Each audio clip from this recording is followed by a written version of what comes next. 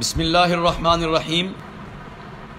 آج مورخہ 23 مئی 2021 بروز اتوار جامعہ مرتضیہ قلعہ شریف میں نیشنل علماء کونسل پاکستان کا ایک اہم اجلاس انعقاد پذیر ہوا، جس میں کیے جانے والے فیصلے اعلامیہ کی صورت میں پیش خدمت ہیں۔ فلسطین کے نہتے مسلمان عظیمت اور قربانی کی لازوال داستان رقم کر رہے ہیں۔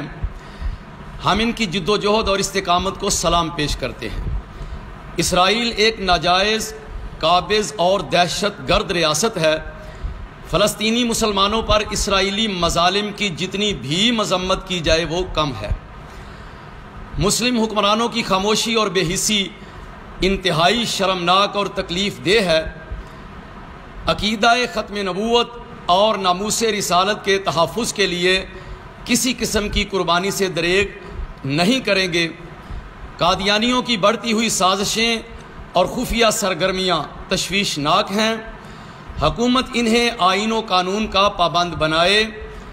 امتناع قادیانیت آرڈیننس پر سختی سے عمل درآمد کروایا جائے۔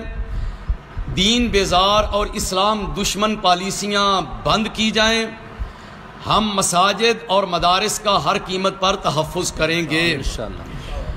ریاست مدینہ کے دعوے دار حکمرانوں نے وارثان منبر و محراب کے خلاف اعلان جنگ کر رکھا ہے۔ ناجائز گرفتاریاں اور مقدمے پرامن اور محب وطن اہل سنت کے نوجوانوں کو خدا نخواستہ کسی غلط ٹریک پر لے جا سکتے ہیں، لہٰذا حکومت ہوش کے ناخن لے۔ امیر تحریک لبیک پاکستان سمیت تمام گرفتار شدگان کو فوری طور پر رہا کرے۔ تحریک کے ساتھ کیے گئے معاہدوں کی پاسداری کرے اور سواد اعظم اہل سنت و جماعت کو دیوار کے ساتھ لگانے کی پالیسی ترک کرے۔ عید کے چاند کے حوالے سے نااہل حکومت کے نااہل نمائندوں نے تاریخی جگ ہنسائی کروائی ہے۔ اگر حکومت کو اپنی کریڈیبلٹی کا ذرہ برابر بھی احساس ہے تو قوم سے معذرت کرتے ہوئے فوری طور پر مفتی اعظم پاکستان پروفیسر مفتی منیب الرحمان صاحب کو واپس عہدے پر بحال کیا جائے۔ شرکائے اجلاس نے مزید کہا کہ قبلہ اول کے تحفظ اور آزادی کی جد و جہد ہر مسلمان پر فرض ہے۔ ہم سب کو اپنے فلسطینی مسلمان بھائیوں کی دل کھول کر مدد کرنی چاہیے۔